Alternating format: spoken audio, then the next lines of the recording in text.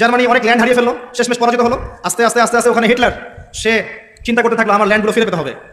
সে plan করতে থাকলো, নিজের নাৎসি পার্টি ঘোষণা করলো, নিজের ভিতরে সংস্কার করলো। 100 জন মেম্বার নিয়ে একটা পলিটিক্যাল পার্টি খুলেছে, 100 জন মেম্বার নিয়ে। এবং সে খুব চমৎকার ভাষণ দিতে পারতো, এত চমৎকার স্পিচ দিতে পারতো যে জনগণ শুনলেই বিমোহিত হয়ে পড়তো। সে জনগণকে মেন্টালি জাতীয়তাবাদের দিকে নিয়ে আসতে শুরু করলো। এক পর্যায়ে জেল খাটলো, জেলের মধ্যে বই লিখলো, এই বইটা ভাইরাল হয়ে গেল, সবাই সেই বইটা পড়লো, জেল থেকে মুক্ত হলো, পলিটিক্যাল পার্টির সাথে একটা মিলিটারি অ্যালায়েন্স তৈরি করলো। প্রথম ওয়ার্ল্ড ওয়ারে যারা ওই ইয়াতে ছিল, সামরিক বাহিনীতে ছিল, এদেরকে খুঁজে খুঁজে বের করতে শুরু করলো, একটা পার্টি ফর্ম করলো। এক পর্যায়ে বিদ্রোহ করে ক্ষমতায় গিয়েছে। তার ইন্সপিরেশন ছিল ইতালির মুসলিনি।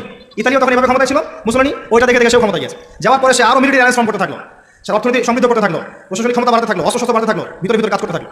এক পর্যায়ে সে ওই হারানো জমিগুলো যেটা প্রথম বিশ্বযুদ্ধে হারিয়েছে ওগুলো শেষ করতে লাগলো, যুদ্ধ ঘোষণা করলো, কেড়ে নিতে শুরু, আবার পুনরুদ্ধার করতে লাগলো। উদ্ধার করতে করতে করতে করে যখন দেখে যে ব্রিটেন ফ্রান্সকে কিছু বলে না, সে পোল্যান্ডকে আক্রমণ করলো। কিন্তু পোল্যান্ড ছিল ব্রিটেন এবং ফ্রান্সের মিত্র। এবার আর ব্রিটেন ফ্রান্স বসে থাকলো না, আমার মিত্রকে আক্রমণ করেছো, এবার তারা জার্মানির বিরুদ্ধে যুদ্ধ ঘোষণা করলো।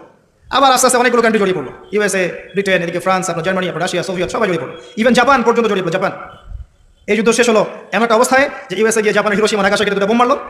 লিটল বয়, ফ্যাটম্যান, দুইটা বোমে দুটা শহর শেষ। জাপান সারেন্ডার করলো, জার্মানি সারেন্ডার করলো, দ্বিতীয় ওয়ার্ল্ড ওয়ার শেষ।